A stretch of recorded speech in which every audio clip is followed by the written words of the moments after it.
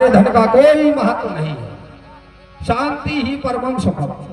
यदि जीवन का सुख चाहिए तो शरीर के अंदर शांति होना चाहिए। शांति कहाँ मिलती है? जहां भगवान का सत्संग चलता हो उसी को शांति कहते हैं। और यदि आपको यहां शांति नहीं मिली तो भारत के कोने में कहीं शांति मिलने वाली नहीं है, क्योंकि इससे बड़ा सत्संग अपने जीवन में और इस भाव सागर में कहीं दूसरी जगह है ही नहीं। इस सत्संग में शांति के लिए ही सत्संग किया जाता है। तो जब हमारे ब्रह्मा जी को शांति नहीं मिली, चिंतन करते हुए विराजमान है, तब तक हमारे नारद जी प्रकट हो गए। और जैसे नारद जी ने देखा तो वेद व्यास जी से कहा, पितामह, और आपका चेहरा देखने में तो लगता है कि आपने एक वेद के 4 वेद बना दे, 4 के 6 शास्त्र भी बना दे, परंतु आपके हृदय में शांति नहीं है।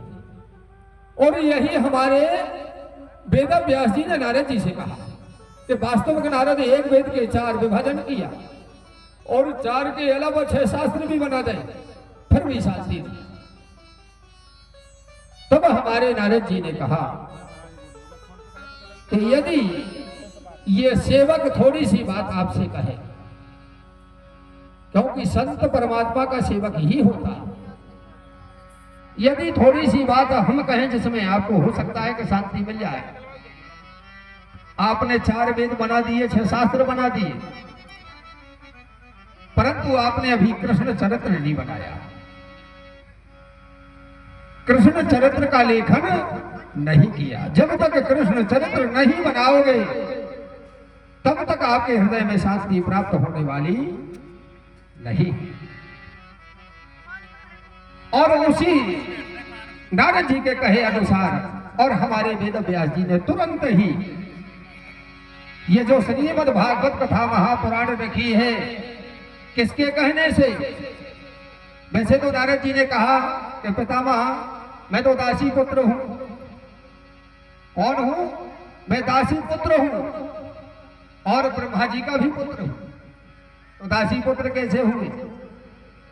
उस समय हमारे नारद जी ने कहा कि हमारी माता 7 ऋषियों का भोजन बनाती थी, ऋषियों का, और भोजन खाने के उपरांत जो ऋषियन का जूठन बचा होता था वह लेकर के आती थी, तो उस भोजन को मैं करता था।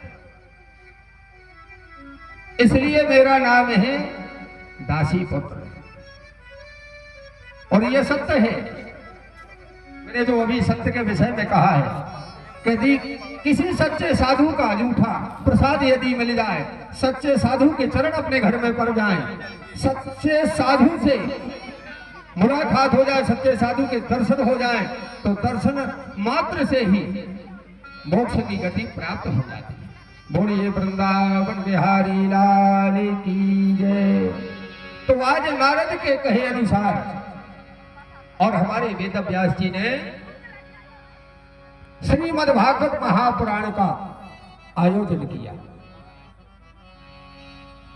जैसे रामायण में कहते हैं सभी लोग, क्या कहते हैं कि तुलसीदास जी ने रामायण की रचना करी, यही नहीं कहा? लेकिन वही रामायण क्या कहती है? क्यों गुड्डू राजा? सभी लोग कहते हैं कि रामायण की रचना तुलसीदास जी ने की, यही कहते ना। लेकिन रामायण स्वयं क्या कहती है, सुनिए। अरे रच महेश निज मानस राखा, उपाय सो समय से वासन राखा।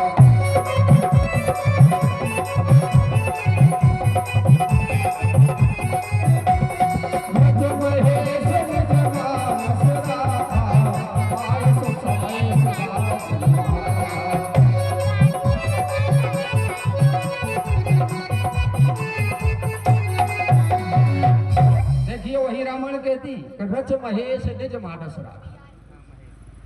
हमारे देवादिदेव महादेव ने अपने मुखारबिंद से वर्णन किया, समय आने पर स्वयं पता लग जाएगा कि रामायण की रचना किसने की। रज महेश निज मानस राखा, और पाए सो समय, जब समय आएगा तो इसका बखान भी होगा, वर्णन भी होगा। तो आज वही हमारे जो हमारे वेद व्यास जी ने 18,000 श्लोकन से लेकर के इस श्रीमद् भागवत महापुराण की जो रचना की, एक दिन हमारे नारद जी भ्रमण करते हुए और कहां पहुंचते हैं?